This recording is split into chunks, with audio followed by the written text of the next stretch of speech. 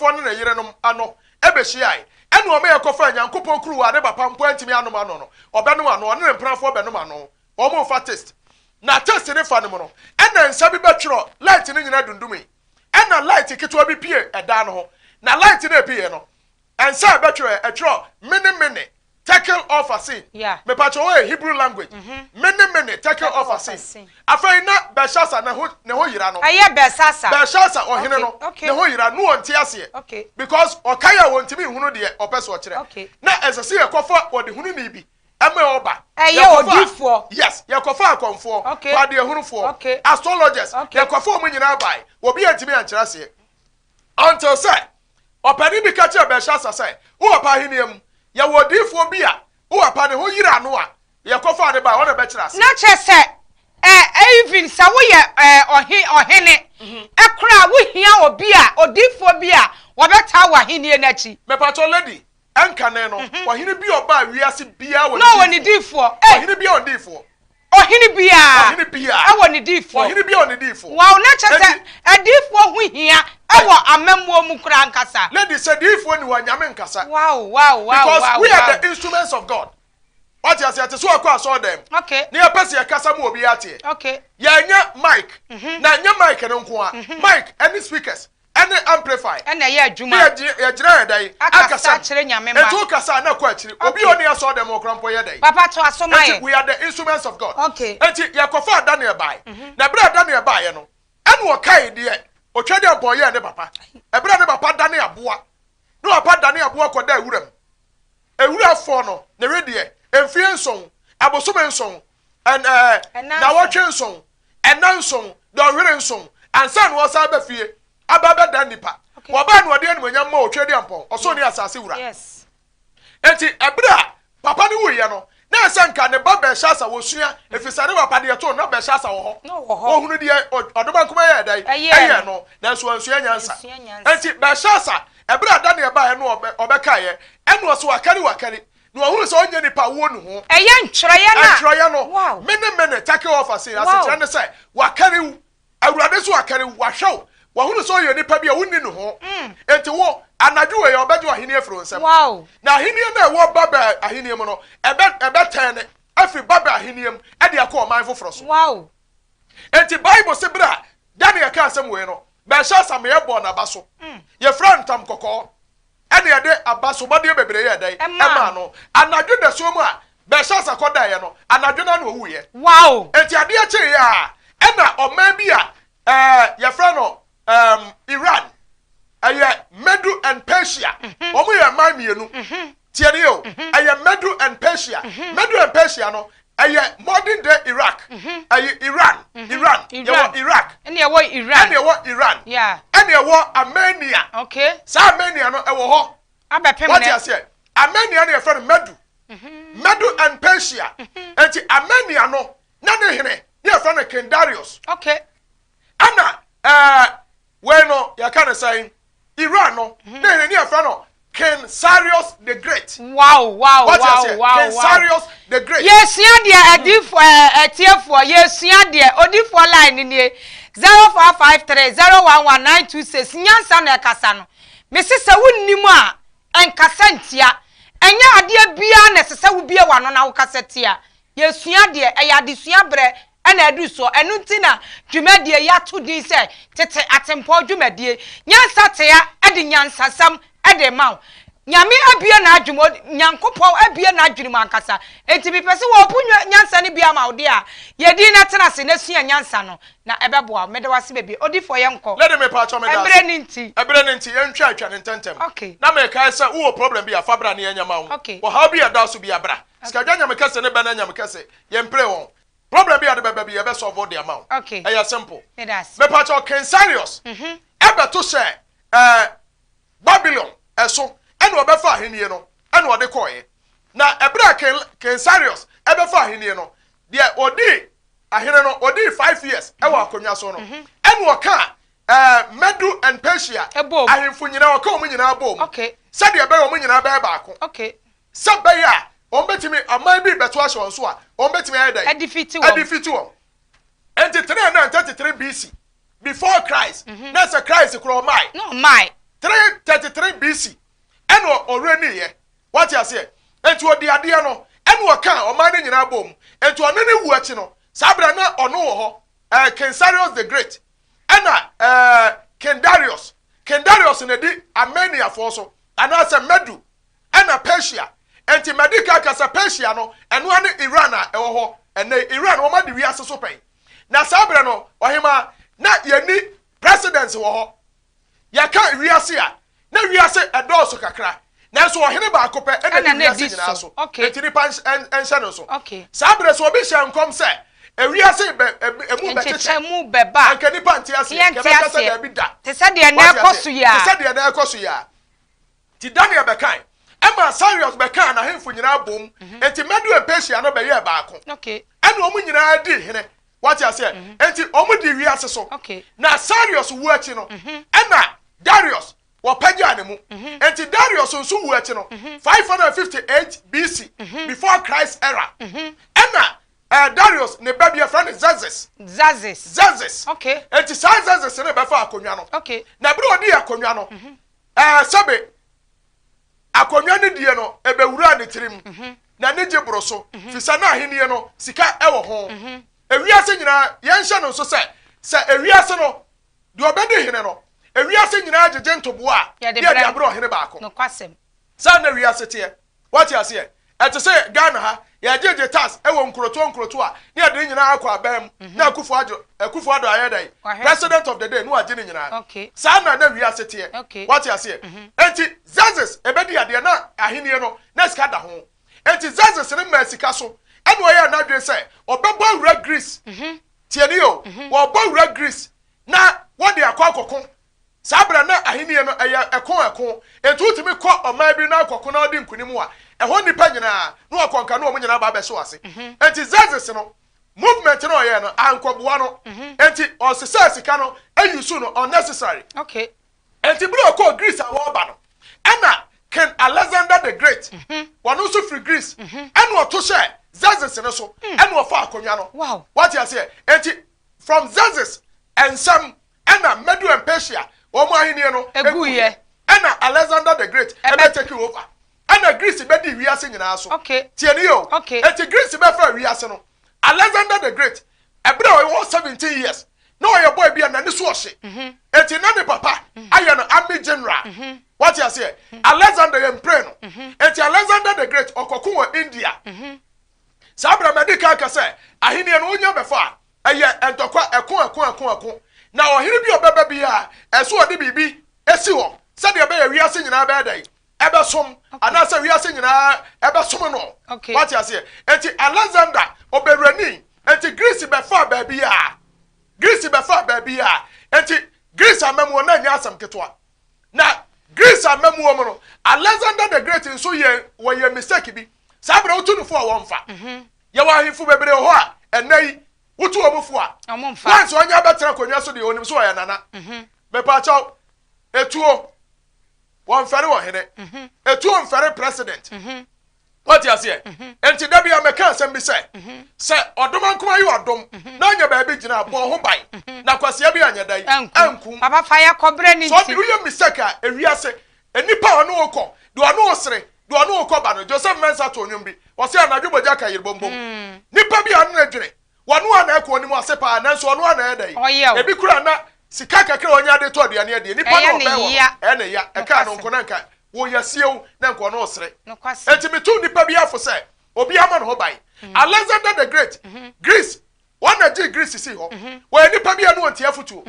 wonya ka no so obe se ya abusia bibia no aye no be yi ontie na wate on need time what you say enti onu koye mistake ekọ okun bi na sa akun no okoye no wantimi ama ne ye pra no ya topia e de wo no enti onu na chi ana ahini ni free Greece for ye dai ensam ana kodi Roman Empire enti o se Daniel dai so no wo dai no sa be kirem samuan emuan nai no ohun ye no ba ko odi kai no ejata ya entaban wona chi okodi entaban wona chi ana de otoso mienu no be ya friend sisire enti Medu and Persia omu assemble sisire what you say ana Greece was it and also a boat also me answer no to say a sebo yeah friend leopard what you say to Greece or my leopard okay what you say enti emoa ni nyina no Daniel betire mo say na nya moa bi keke na mo na ya ahenie ho asem ya ahenie ho asem na no woka okay enti sa ahenie na piefri hen epiefri apum okay what you say if it's a Daniel can was 13 clear was me ho say apokase da ho ena me hu say moa kase me enan epiefri mu na Daniel de no se de to so num no ohun say olma bia wadi na bebre wadi mfie bebre wadi mfie na che olma na konwa bia ba besi ho na konwa besi ho no na oja etwa no ho oja tade etwa eja no ho ahia akonwa no ho ahia do ohun ya so olma bia o shata ne fita aba betra konwa no so wow o tra konwa no so no okuta enwoma mo boya keto bi e ne nsam na bro tra akonwa so na eja etwa no ho ahia papa quotation ni ya Daniel chapter 7 verse 4 and American kind okay enti no oja etwa olma no ho ahia o se ne tiri ho nyina ya dwere okay what you say enti o se ne tiri ho nyina ya dwere okay no hunu say abrantie bi abrantie bi ko olma nanim okay enti abrantie na kodu olma nanim no olma na de book no ya dai and the shine wow what you say enti o ka olma na de ya no anasa abrantie koje ade ne fro olma na nsem no eno enya Yesu nu a omo ka ne ho asam wai enya ne ho asam na no oka enti your friend the son of man what you say enya Yesu ho asam na no oka eya ahenie bi a ebeba na sa ahenie no epie ewo wi ase this time okay ahenie na shase na mo ahenie na pie as an underdog what you say aya de ketua bi epie nkakra enti ni panti ase okay enti part 3 no anasa part 4 no mechirem ahenie na aba wi ase a obi antimi nkonka ne bio enti Daniel chirem wo se abo na otoso num no na ne hu abo ne hu enti no Daniel so osoroi wantimi ehunu enti na abofo bi ewo ho enti Daniel se sanse wo hunu enti no wanti ase enti oben abofo no mu baako ene wo kobisa ne se abo otoso nan ade enti no wote seye no abofo no chire ne mu de ebesie daache asem ene abofo no chire enti abusua enam pesa me ka chire nipa bi a wotie me se woni pa bi a wotie wiase bia no matter who you are whether you are king you are president you are a rich man or you are a poor man wo hia difo bi a obema onchiremu e woni ama bi ho wow wo anya difo bi a obeka nyametirimu po ene nyametirimu adwen a kire wo no ama direction a abusua ewia so obehwia sentem wow enti na no abeya message bi say life is all about directions okay enti direction one na de ma ayo difo one na bo nyame mpaye na awurade kasa che odifo a no so de ama nipa na nipa nso osom ne ayedai ye de ayadwuma enti me pa chaw me de mapiem so the one come from so emie bi kwa mawo me pa to anyima no na atie me a historian me sua de na ma de sua no me sua free pansem me hwe internet adesua me de a chemetena se so mo chemetena se no obia bi ensam so edai a kire me na de menti ase ma bisam sa de da de bi so obofo no sa na me so me yedai me ye enti de menti ase no a kire me na wan soma me na me de bi ayedai abraw said you buy also better near Marcia. Now, my also what you mean, Adam was so too. Antonia, and your Bible, I mean, many soon some, and to me, yes, some Juma. Me a dear fool, me yes, some Juma. A dear for your mubbe, your dear fool, what Timmy Sham come on Sayare. Your dear for Timmy Sayare, now so one shall come. And you want dear fool, what can you me some, and that's what can some, now so no dear on Sayare, and one shall come. Enti media all the field of the prophet meyebi enti abusia problem bi ada so bi a mesetu me kan fa bra na skadanya me kasa ne ba na nya me kasa mfa me so emwa emie bi ekwa ma wo ni anya o kra ho nsanchane ya mu akwankyere aha na so tu anam ofa obi atrapo enko ha enye sei ya be ma sa field ni nyina sei esikasam sei yare sei akwantuo sei aware me nim problem bi a wo fam sei promise and faith and spiritual marriage ana se wo ba mo afro bi ho ana ye adwuma na nkoyie wo se kasama gye ne ho ana se obi abaji wa de no afo de ma no watena so oso mfa mawo woni ba bi ade ne ko abusua me de wonya ba pie mu a eye nchia to na meto de asase ato nchia ya beto nchia na wo to nche a ye de agapade asi so sumsum ni ma bre se bia 1 month 2 months 3 months na si agapade ade beto so no eye yie ma wa wagapade anya ode biu mafa na so akwa de odoma nkoma fa me so yema wo no na so afa enti meje onsam ade a na ma menya anigye na so nya bibi firi me ho a na so anya anigye enti me pa cho tumni kanebra obi bia ba me nche biara afareba ne yebo ya affordable 500 cities en kaniska 5 million enti ukuta sales kan wa fabra ska dwanya me kase na ase na so nya baba for the problem biara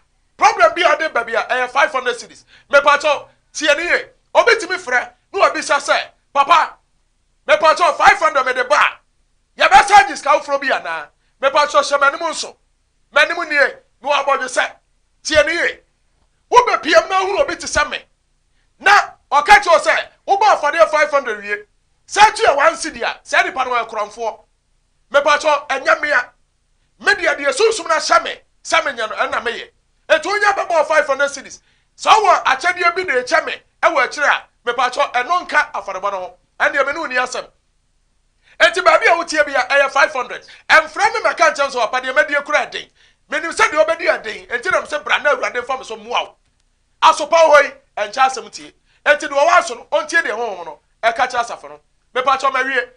nyame ya domo a 24th November to 30th November ya sisa program chenchenche pa ya Everlasting Power Palace ya ma program kese so ya baba ya na 24th November ya de ya kwakopie bronyam ya de akwakopie 2024 ama nyame nhira no a skaja nyame kese ne ba na nyame kese nhira no a wasiesie 2024 no wonso nsaka bi nti abusia ba bia wo biara meto me nsafro tumrika na bra na agya fam so miebie ekwa no emfama wo problem bia wo bia bra ne anyi firi o ma wo ansa ne akwakọ ready zembam na 2024 wakwakọ celebrate agya nhira agya nyo kese ebia wo to nyom wonyom to enko ba bia ebia na ye footballer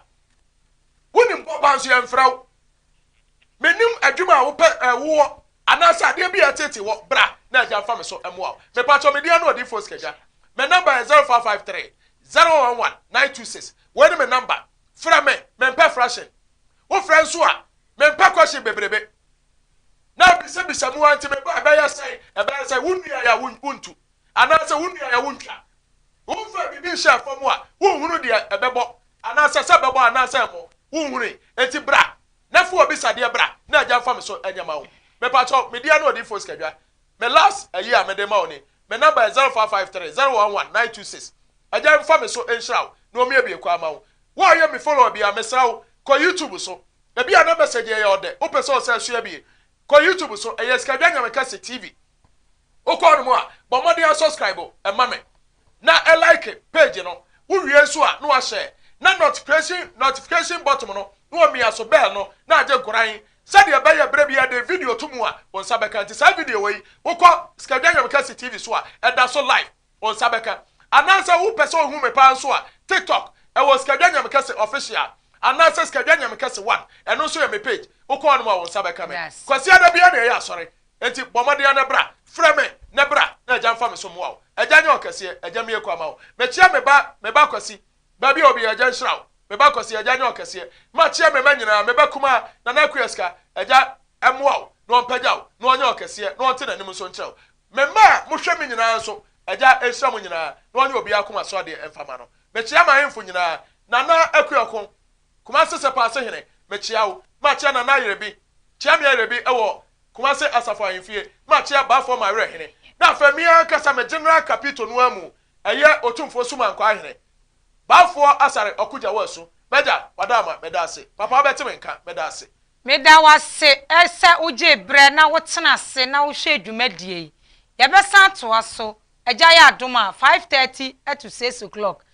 ochina ye be san to aso meda wase bebre me a medi dwumadie chia me di ede Lady Bex edin ni biem se eye wo da eye Lady Bex meda wase nyame ya adoma ye be san to aso me ba Abigail me chiaw efe me ka kire akua sika agudie eja onhira pa meda obi a oje bretena se hwe dwumadi ye be san to aso ochina shalom peace bye bye abisi waje bre na wo hwe me dia ne ska dwa nyame kese Odoma nkoma bo so ne asase a ya frɛ no oba ade no ne de hye konkron eneme ana odoma nkoma soma me wo nkyɛn bo so ne asase a ya frɛ no oba ade no ne de hye konkron